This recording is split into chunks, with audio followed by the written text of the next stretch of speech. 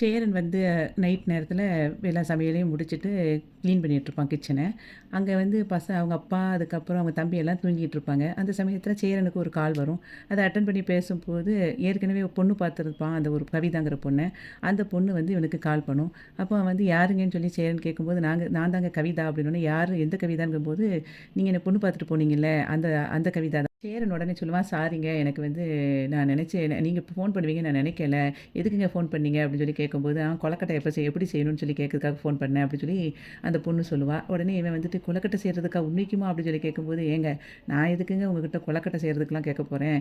கொழுக்கட்டை செய்றதுக்கு எங்க வீட்லயே ஆள் இருக்கு. நான் வந்து உங்ககிட்ட ஒரு 10 நிமிஷம் பேசணும். உங்கள நேர்ல பார்க்க முடியுமான்னு சொல்லி கேட்பான். உடனே எதுக்குங்க? அப்படின்னு சொல்லும்போது, என்ன காரணம் தெரிஞ்சுக்கிட்டா நல்லாயிருக்கும் அப்படின்னு சொல்லி சேரன் சொல்லுவான். இல்லைங்க உங்கள வந்து மீட் பண்ணி பேசினா நல்லாயிருக்கும்னு நினைக்கேன். எனக்காக ஒரு 10 நிமிஷம் ஒதுக்க முடியுமா? வந்து பார்க்க முடியுமான்னு சொல்லும்போது, அதுக்கு அவன் சொல்லுவான், சரிங்க அப்படி சொல்லும்போது, சரிங்க ஆவடி பக்கத்தில பஸ் ஸ்டாண்ட் பக்கத்தில ஒரு சின்ன ஐஸ்கிரீம் கடை இருக்கும். நீங்க அதில வந்துருங்க 10 மணிக்கு மறக்காம அப்படி சொல்லிட்டு அந்த பொண்ணு சிரிச்சுக்கிட்டே சந்தோஷமா ஃபோன வச்சுருவா. அதுக்கப்புறம் இங்க சோழன் வந்து நிலா வீட்ல படுத்துக்கிட்டே ஒரு ஓரமா இருந்துட்டு நினைப்பான், நம்மள வந்து மொத நமக்கு ஒரு பொண்ணு சப்போர்ட் பண்ணா, அந்த சப்போர்ட் பண்ண பொண்ணே நமக்கு வாழ்க்கை ஃபுல்லா வந்தா எவ்வளோ சந்தோஷமா இருக்கும்.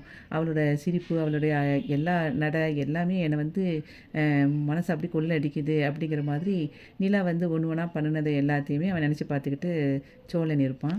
அதுக்கப்புறம் சோழன் நினைப்பான், இந்த தடியன் வேற நமக்கு வில்லன் மாதிரி இருக்கான்.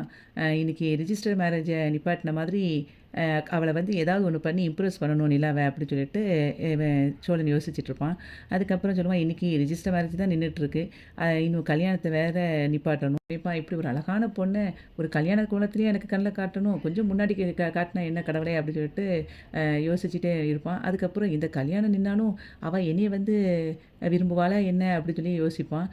அவ விரும்பாமலா நம்மள வந்து நம்ம வீட்ல உள்ள கதையெல்லாம் கேட்டுட்டு இருந்தா, அதெல்லாம் நடக்கும் பார்த்துக்கலாம் அப்படிங்கிற மாதிரி சோழன் யோசிச்சுட்டு இருப்பான். அதுக்கப்புறம் நிலாவ வந்து சோழன் கோயிலுக்கு கூட்டிட்டு வந்திருப்பான். அப்போ கோயிலுக்கு கூட்டிட்டு வந்துட்டு இருக்கும்போதே சோழன் வந்து கேட்பான் நிலாகிட்ட, ஏங்க இப்போ எப்படி ஓகேவா அப்படின்னு சொல்லி கேட்கும்போது, நிலா சொல்லுவா, இல்லைங்க எனக்கு ரிஜிஸ்டர் மேரேஜ் தானே நின்றுருக்கு. இன்னும் கல்யாணம் நிக்கலைல்ல. அத நினைச்சாலே பயமா இருக்கு. நேத்தே நான் அவனுக்கு மனைவியாக வேண்டியவ. ஏதோ உங்களால நான் தப்பிச்சுட்டேன் அப்படின்னு சொல்லி சொல்லிக்கிட்டு இருப்பா. அதுக்கு அவன் சொல்லுவான், நீங்க இப்போ ரிஜிஸ்டர் மேரேஜ் நிக்கும்னு நீங்க நினைச்சு பார்த்தீங்களா? அது நினைச்சு பார்க்காத விஷயம் நடந்திருக்குல்ல. அது மாதிரி கல்யாணமும் வந்து உங்களுக்கு நிப்பாட்டிறலாம். நீங்க கவலைப்படாதீங்க அப்படின்னு சொல்லி சொல்லிக்கிட்டு இருப்பான். சோழன் சொல்லுவான், கார்ல வச்சே உங்கள நான் வந்து நோட் பண்ணேங்க. நீங்க வந்து கோல்டு மெடலிஸ்ட்ன்னு சொன்னீங்க. என்னென்னமோ நல்லா படிச்சிருக்கீங்க. உங்க எய்ம்லாம் எவ்வளோ பெரிய எய்மா இருக்கு. ஆனா அவன நீங்க கல்யாணம் கட்டிக்கிட்டு அவன் வீட்ல போய் சமையல் கட்டுலயா இருக்க முடியும்? அவன கல்யாணம் கட்டினா நீங்க காலம் ஃபுல்லா சமையல் கட்டுல தாங்க இருக்கணும். அது உங்களுக்கு தேவையா? அப்படின்னு சொல்லும்போது, அப்ப அவ சொல்லுவா, நீங்க இவ்வளத்துக்கு யோசிக்கிறீங்க. ஆனா எங்க வீட்ல அத யோசிக்கலையே அப்படி